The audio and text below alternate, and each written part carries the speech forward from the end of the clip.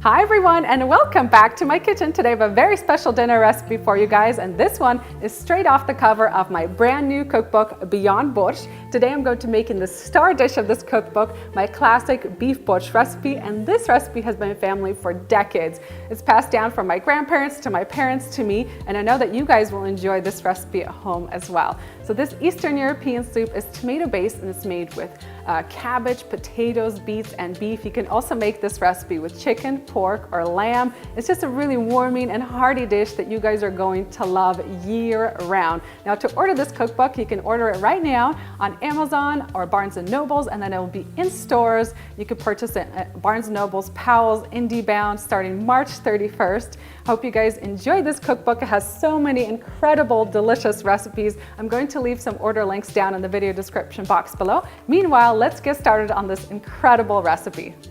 And I'm going to get this recipe started with my beef, which is a star ingredient of this dish. I have 1.5 pounds of beef tri-tip that I've cubed into about 1-inch chunks, and I'm going to preheat my soup pot, add a little bit of oil in there. Now I have quite a bit of beef here, so I'm actually going to split it in half so it doesn't overcrowd the pan. So once that pot is hot, I'm going to add it right in. You just want to brown the beef all over so it has some really nice color.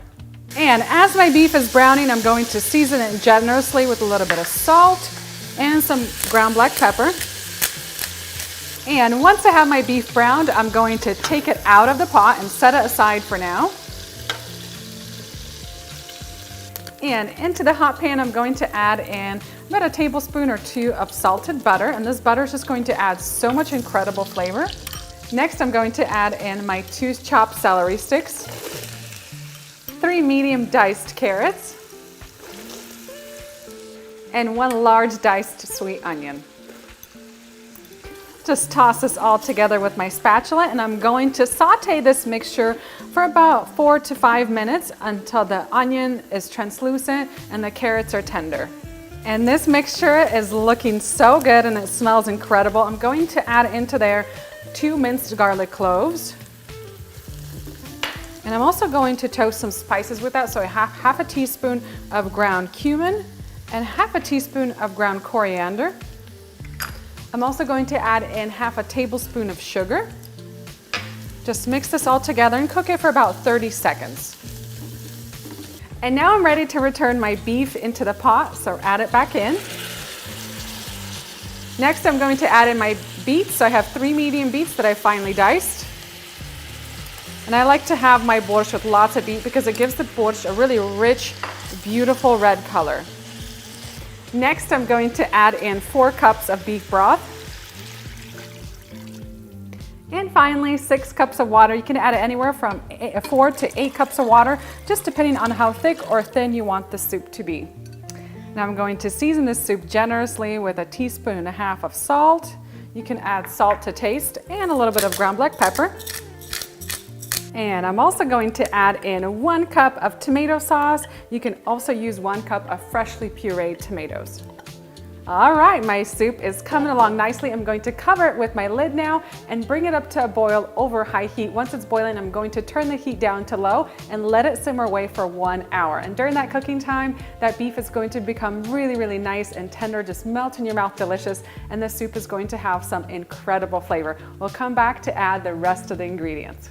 All right, my borscht has been cooking for a little bit over an hour, and look at that color. It is so rich and so fragrant. You guys are going to love this soup. At this time, I'm ready to add in my potatoes. So I've chopped about 4 or 5 medium-sized potatoes. I really like to use like a young or baby potato for this recipe.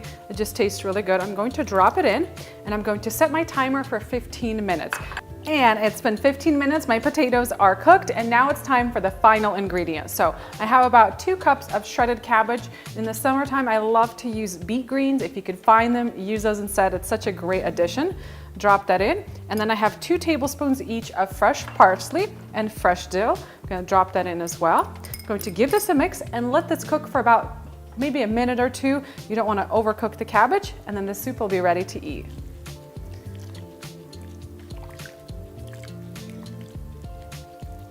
And my borscht is all done, so it's time to ladle it up, dig in, and enjoy. I like to have a little bit of everything. Some of that beef, the potatoes, I wish you guys can have the aroma of this soup through the screen. It just smells so good. It's a really hearty and warming kind of smell. And check out all those veggies. And I like to enjoy my borscht with a little bit of a sour cream on top. And I also like to add some more of those fresh herbs, the parsley and the dill, over the top.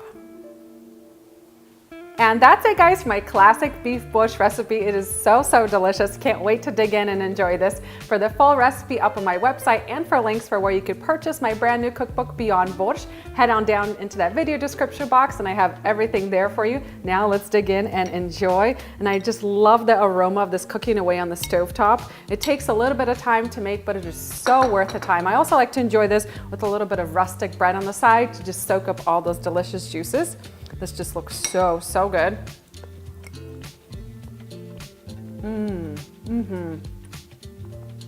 This soup is just so hearty and warming, and I love how all these different flavors come together. Makes for one epic soup. And I got a little bit of beef there. It's just so tender, melts in your mouth. Love all the combination of the veggies, that tomato base. It's absolutely phenomenal. If you guys are looking to try some Eastern European cuisine, this is the recipe to start with. It is just the ultimate comfort food. I've been eating this recipe for so many years, probably from the very first moments where I could actually eat something, and I just never get tired of it. It's just one of those nostalgic recipes that you keep coming back to again and again. I hope you guys enjoy this recipe. If you make borscht at home, I would love to hear about the version that you make at home. There's just so many different varieties. Everybody has their own little ingredients that they'd like to add.